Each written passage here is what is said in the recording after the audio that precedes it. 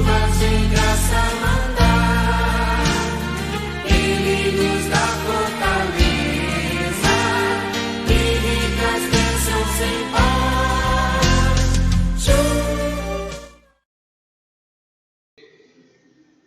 Meus irmãos, graças a Deus, mais uma vez a paz do Senhor para todos vocês que nos acompanham em mais este estudo de hoje. A nossa lição de número 11, que nós temos por título, A Oração no Tempo dos Patriarcas. Para esse estudo, essa meditação bíblica que nós vamos fazer, para que os nossos irmãos aí, professores e professoras dos adolescentes e juvenis, tenham uma reflexão bíblica e algumas referências também, para os irmãos fazerem uso destas mesmas e comunicarem a eles estas necessidades espirituais, principalmente com este tema de hoje, relacionando-se à necessidade da oração. Nós poderíamos até iniciar dizendo que oração, ela não é uma opção de vida, ela é uma necessidade de vida. E isso é muito importante porque nós vamos ver ao longo das histórias bíblicas, entre os personagens bíblicos, o quanto eles se viram numa ocasião de necessidade em estar clamando a Deus. Então, com este tema para hoje, nós vamos estar iniciando com os irmãos lá no livro de Gênesis, no capítulo de número 4, e trazendo a lembrança de alguns personagens bíblicos, de algumas referências para o estudo, para a meditação, principalmente no sentido de que o tema da lição é este, é oração no tempo dos patriarcas. Embora sendo uma condição muitos séculos antes de nós, mas o mesmo Deus que os ouvia é o nosso Senhor Deus Todo-Poderoso que nos ouve nos dias de hoje, quando nós também oramos. Lá no livro de Gênesis, capítulo de número 4, existe um destaque interessante para nós aqui no verso 25, os irmãos peguem suas Bíblias, as irmãs, e vamos gravar essas referências, porque elas servirão de uma sequência de meditação, está bem? Então no capítulo 4, verso 25, está escrito assim: E tornou Adão a conhecer a sua mulher, e ela teve um filho, e chamou o seu nome Sete, porque disse ela, Deus me deu outra semente em lugar de Abel, porquanto Caim o matou. E o verso 26 diz assim: E a Sete mesmo também nasceu um filho, e chamou o seu nome Enos. Então se começou a invocar o nome do Senhor. Nos notem bem que, de uma maneira direta, objetiva, é uma das primeiras menções que nós vemos na Bíblia sobre a expressão invocar o nome do Senhor. Nós temos antecedente a isto a palavra de Deus que diz respeito a Adão, que diz respeito a seus filhos Caim e Abel, e sabemos pela própria palavra que Abel era um homem sensível, era alguém que inclinava-se ao temor do Senhor e muito provavelmente também mantinha uma vida de comunhão com Deus. Mas, no entanto, Abel teve sua vida tirada e vemos aqui a palavra dizendo que no relacionamento normal entre Adão e Eva nasceu Sete, e de Sete lhes nasceram um neto chamado Enos. E os irmãos vejam este destaque aqui. Então se começou a invocar o nome do Senhor, em Enos. O que nós pretendemos dizer, e os irmãos reflitam sobre esta expressão. A palavra invocar, ela vem da mesma expressão invocação, que significa chamar, ou falar, ou conversar, dialogar. A atitude de invocação, ela tinha a sua objetividade em que um homem de Deus, uma mulher de Deus, mais precisamente no caso aqui este Enos, ele comparecia diante de Deus sucessivas vezes, muito propriamente, para falar com Deus em oração, ou seja, para orar ao Senhor. Então, quando nós temos o título desta lição, Oração no Tempo dos Patriarcas, isto muito precisamente reflete para nós esta questão de ordem primária e necessária para uma vida em comunhão com Deus. Desde os tempos antigos, nós já vemos a atuação da maldade, a atuação da malignidade, que muito provavelmente trazia um desgosto ao Senhor nosso Deus. Porém, os irmãos observem bem essa questão muito incisiva na sua santa palavra, que Deus, desde tempos primórdios, o Senhor já separava aqueles a quem Ele queria para que estivessem diante dEle numa invocação, numa oração, numa comunhão com o Senhor. E aqui nós temos este chamado Enos, filho de Sete, filho de Adão e Eva. Então, os irmãos, notem bem, lá em Caim nós vemos a palavra de Deus sendo dirigida a nós, dando-nos uma compreensão histórica de que uma geração que procedeu de Caim, uma geração má, maligna, na qual temos muitas expressões aqui, como no verso de número 23, este tal Lameque, que fala sobre ele com suas mulheres, né, sentindo orgulho, sentindo prazer na maldade, este Lameque da descendência de Caim, sentindo orgulho na malignidade. Os irmãos vejam bem, da mesma maneira que existiu uma geração má, uma geração ruim, uma geração inclinada à malignidade, mas no entanto, aqui em Sete, e depois posteriormente Enos, seu filho, o Senhor já separava alguém para estar diante dele em oração, com a expressão invocar o nome do Senhor. Já era uma geração em que Deus estava os santificando para a sua perfeita e maravilhosa obra. Os irmãos, continuando assim, podem notar também, ainda aqui no capítulo de número 5, agora em Gênesis, outra expressão bonita de um personagem bíblico que nós temos aqui, conforme está escrito no verso de número 22, quando diz que andou Enoque com Deus, depois que gerou a Metusalém. E foram todos os dias de Enoque 365 anos. E andou Enoque com Deus, e não se viu mais, porquanto o Senhor para si o tomou. Então nós temos mais uma apresentação de um outro personagem bíblico, agora por nome Enoque. Mas, irmãos, observem bem, tirem isso como uma reflexão e também referências bíblicas para a instrução dos juvenis e adolescentes. A importância da oração no tempo dos patriarcas e a maneira como agora a mensagem chega a nós, para que nós também possamos compreender a necessidade de uma vida em oração. Não como uma situação opcional, ou alguém achando isso como uma opção para ser feito. Oração não é uma opção. Oração é uma necessidade básica para a vida cristã. Então iniciamos lá em Enos, filho de Sete. Começou-se a invocar o nome do Senhor. Da descendência de Sete, posteriormente Enos e posteriormente outros muitos mais, chegamos também agora aqui a Enoque. O que se fala de Enoque? Uma palavra muito conhecida, que Enoque andou com Deus. De uma forma muito simples de compreender, o que poderia ser dito de Enoque? Se ele andou com Deus, era alguém que vivia num estado de comunhão, de intimidade com Deus. E muito provavelmente, Enoque, patriarca, tinha uma vida de oração. Irmãos, percebem bem? É muito bonito essas histórias desses personagens bíblicos no tempo dos patriarcas. Então, a vida de Enoque foi uma vida de uma tal comunhão com Deus, que ele ficou para nós como uma figura bíblica totalmente espiritual, de que aquele que anda com Deus, que desfruta de uma íntima comunhão com Deus, muito provavelmente para si o Senhor o tomará algum dia. Porque Enoque, este personagem incisivo na Bíblia, ele é uma representação da igreja. A igreja que anda com Deus, em comunhão com Deus, não é? A igreja que tem a sensibilidade espiritual em comunhão com o Senhor, será tomada para o Senhor um dia.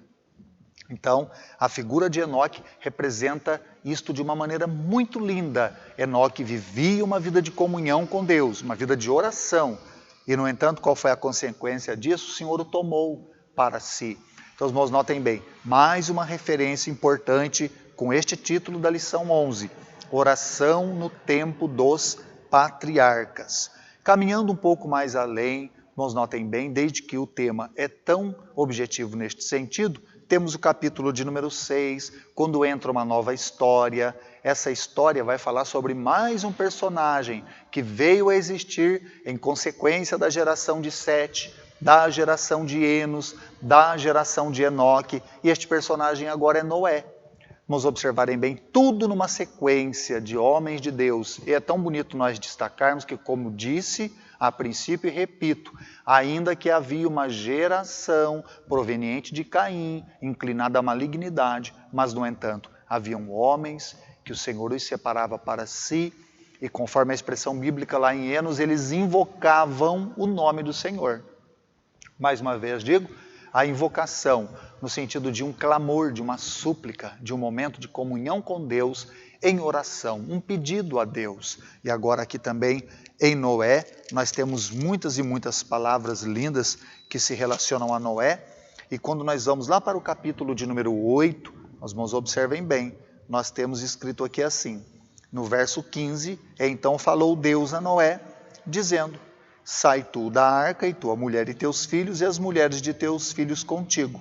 E quando chegamos ao verso 20, está escrito, e edificou Noé um altar ao Senhor, e tomou todo o animal limpo e toda a ave limpa e ofereceu holocaustos sobre o altar. Agora nós temos já uma nova expressão de um altar edificado, ainda que também no tempo de patriarcas anteriores, eles tinham também este costume cultural e religioso de erigir um lugar, erigir um altar, uma coluna, uma pedra, algum monumento que representasse um altar, ou seja, para que aquilo fosse numa representatividade de um lugar de oração ou de uma casa de oração, um local aonde Deus se revelava, aonde Deus se apresentava, não é? De uma forma muito gloriosa através da comunhão, e eles então tinham ali uma fé depositada em Deus ao ponto de invocarem o nome do Senhor.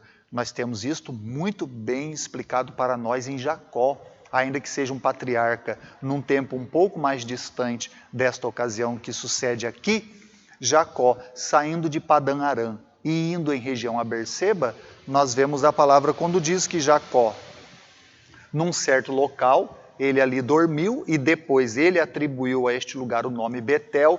Irmãos, lembrem-se que ele usou a mesma pedra posta sobre sua cabeceira como um altar erigido, derramando sobre ela azeite, e ali Jacó também invocou o nome do Senhor. Por isso que o mesmo Jacó, tendo aquele sonho de ordem espiritual, onde os anjos de Deus subiam e desciam sobre aquela escada, e vendo o Senhor Deus, Deus de Abraão, seu avô, o Deus de Isaac, seu pai, ele ali invocou o nome do Senhor. E o mesmo Jacó foi quem disse, o Senhor está neste lugar e eu não sabia. Quão terrível é este lugar. Este não é outro lugar senão a casa de Deus e esta é a porta dos céus. A gente fazendo uma referência, notamos que não havia ali nenhum monumento erguido de paredes, coberto com telhados, como se fosse um templo em si. Mas, irmãos, notem bem, desde o tempo dos patriarcas, eles tomavam isso pela fé, como que o templo fosse as suas próprias vidas. Era algo que, de certa forma, numa intimidade que desfrutavam com Deus, Deus já lhes revelava isto, que o Senhor não estava preso entre quatro paredes, mas ele buscava os corações destes homens, os quais se inclinavam a uma intimidade muito linda com o Senhor. E de tempo em tempo isto foi sendo revelado. E agora chegamos aqui a Noé. Noé também edificou um altar ao Senhor e tomou todo o animal limpo e toda a ave limpa e ofereceu em holocaustos sobre o altar. E Noé também invocou o nome do Senhor. Então, mais uma vez, para os irmãos professores, reflitam sobre esta palavra, porque ela é novamente repetida lá no Novo Testamento, mais precisamente por Paulo. Principalmente, Paulo fala sobre ela na carta escrita aos Romanos, sobre invocar ou suplicar o nome do Senhor, no sentido de estar em uma comunhão, em oração com Deus. Depois, um pouco mais adiante também, nós temos o capítulo de número 12, que nós chegamos bem mais próximo até da nossa própria leitura bíblica em classe. Refere-se sobre este outro patriarca chamado Abrão, que depois Deus lhe mudou o nome para Abraão. Nós temos aqui, quando diz no verso de número 6, do capítulo 12, e passou Abrão por aquela terra até o lugar de Siquém, ao carvalho de Moré. E apareceu o Senhor a Abrão e lhe disse: a tua semente darei esta terra. E diz assim o verso 7, o mesmo Abrão, aprendendo de seus antepassados, de seus pais, avós e outros mais, está escrito assim, entre nós temos uma lembrança bíblica importante, que este Abrão foi tirado de uma família dominada pela idolatria, mas mais precisamente de seus antepassados, que Abrão assim, por uma inspiração dada por Deus, ele aprendeu. E escrito está, edificou ele um altar ao Senhor que lhe aparecera. E no verso de número 11 está escrito assim, verso 7, 8, 9, 10 e 11, todos esses referindo a mesma coisa, mais precisamente o 8, diz também, e passou dali para a montanha, a banda do oriente, tendo Betel ao ocidente e Ai ao oriente. E edificou um altar ao Senhor e invocou o nome do Senhor. Então estão aqui todos esses personagens, nós estamos fazendo uso de alguns, desde Enos, e ainda que havendo uma referência também a respeito de Abel, estes patriarcas que são para nós uma instrução sobre a maneira como se apresentar diante de Deus em oração. Este é o assunto para nós aqui. Desde a introdução, aí os irmãos tendo a revista, façam aí o uso dela também, para os juvenis acompanharem a leitura, quando está escrito assim, a oração é uma das palavras bíblicas mais importantes para o servo de Deus. É a base da vida da igreja, o respirar do cristão verdadeiro. Quando a Bíblia diz orai sem cessar, entendemos bem essa expressão, pois é uma necessidade básica espiritual do crente e foi o próprio Jesus quem ensinou aos seus discípulos. Então os irmãos têm todas essas referências no que diz respeito ao tópico da lição número 11, tá? Oração no tempo dos patriarcas e com uma referência final a respeito de Jesus. É um fato bastante interessante para nós, porque os discípulos, observando a maneira como Jesus orava, eles foram tão constrangidos a ir a Jesus e lhe fazer um pedido. E o pedido a Jesus feito foi, Senhor, ensina-nos a orar. Muito provavelmente, eles poderiam ter aprendido de alguma forma como se aproximar de Deus em oração, mas quando ouviram Jesus orando, algo mexeu com eles, no sentido de que essa é a maneira como nós devemos orar ao Pai. E eles fazendo este pedido, Jesus, como se dizendo assim, lhes deixou aquela bonita palavra que nós a conhecemos muito bem. Jesus diz, quando orardes, orareis assim, Pai nosso que estás no céu, santificado seja o teu nome, venha o teu reino e seja feita a tua vontade, assim na terra como no céu. E dá sequência àquela oração ensinada por Jesus. Na grande verdade, o que Jesus os orientou, não é? Os ensinou, é que eles, como que no início daquele momento tão sublime, como que abrindo um leque, né, para comparecer diante de Deus, primeiramente numa atitude verbal de glorificação. Uma atitude verbal de reconhecimento, primeiro, reconhecimento, que é a primeira expressão, Pai nosso que estás no céu. Uma atitude verbal de reconhecimento e necessário sendo através da fé. Uma atitude verbal de glorificação, né? Pai nosso que estás no céu, santificado seja o teu nome. E depois, numa atitude verbal de que se cumpra a sua vontade, né? Seja feita a tua vontade, assim na terra como no céu. Então os irmãos notem bem, até na expressão, venha o teu reino, que é anterior a esta. Então todas estas coisas iniciam-se em Jesus, ensinando seus discípulos a orar. E depois deste ato de exaltação ao Senhor, de glorificação, de reconhecimento do seu amor e do cumprimento da sua vontade, dá-se sequência, então, a maneira como Jesus os orienta, orando agora por pão, por proteção e por pão, por proteção e por direção. É interessante que nós vamos ver essas três questões importantíssimas para a vida, né? Como Jesus dizendo ali, o pão nosso de cada dia nos dá hoje, perdoa-nos as nossas ofensas, como temos perdoado aos que nos ofendem, e não nos deixe cair em tentação, mas livra-nos do mal. Então, em certo sentido, que nós podemos entender, embora o pedido dos discípulos foi assim, não era diretamente como Jesus estivesse ensinando eles a orar, mas sim dando a eles um início naquilo que seria mais próprio, mais correto. E a oração, quando orientada aqui, não é? Fazendo uso destes patriarcas na lição de número 11, é muito provável que por uma inspiração eles já entendiam como se aproximar de Deus, não é?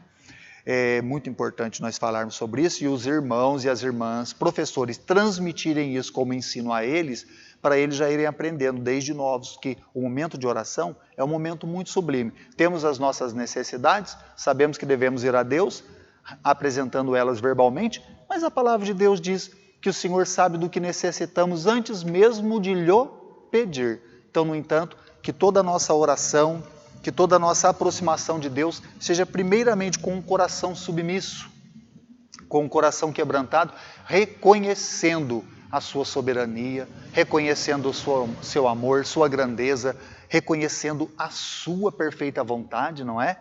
Conforme está ali aquela parte da oração de Jesus que é tão linda, né? Quando Jesus diz a eles, orem assim, venha o teu reino e seja feita a tua vontade. Então, é uma coisa muito importante que os irmãos podem orientá-los assim. Como alguém pode ir a Deus orando, venha o teu reino, e este mesmo alguém não é alguém que se doa para a propagação deste reino. Então, se alguém pede, venha o teu reino, e não faz alguma coisa para que este reino cresça, evolua, isto não seria uma oração sincera. Então, quando oramos, venha o teu reino, precisamos estar dispostos a trabalhar em favor da conclusão dessa vontade de Deus, que é a expansão do seu reino na terra. E a melhor maneira que nós já sabemos pela palavra é a salvação das almas. Então Jesus falou desta maneira sobre oração. Outros momentos mais, temos muitas referências bíblicas, os irmãos, as irmãs podem fazer lembrança da petição daquela viúva que suplicava justiça ao juiz iníquo. Jesus dizia ali que mesmo sendo ele mau, atendeu o pedido da viúva por causa da insistência.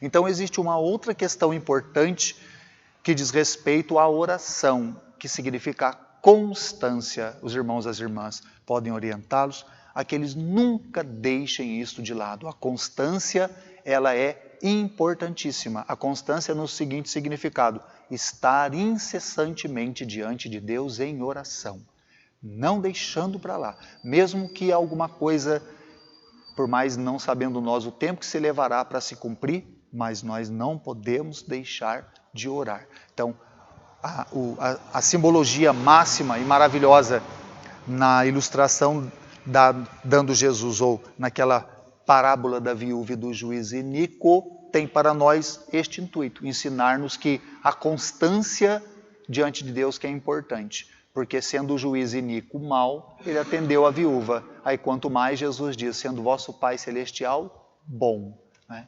Então ali o ensinamento é a respeito da constância. Por isso que nós temos aqui mesmo na revista esta referência bíblica, orai sem cessar e em tudo dai graças. Então os irmãos tomem todas essas referências, principalmente as que eu mencionei dos patriarcas, desde Abel, indo até Sete, passando por Enos, Enoque, Noé, Abraão e posteriormente Isaac e Jacó. E por que não dizer, finalizando, Isaac, que orou por tanto tempo por Rebeca, mesmo sendo ela estéril, diz a palavra que o Senhor ouviu a oração de Isaac e realizou um milagre no ventre de Rebeca. Então aí nós podemos ver que oração é por causas impossíveis, causas que somente Deus pode trazer solução. Que assim Deus abençoe os irmãos e as irmãs e que tenham uma boa aula com juvenis e adolescentes. Amém.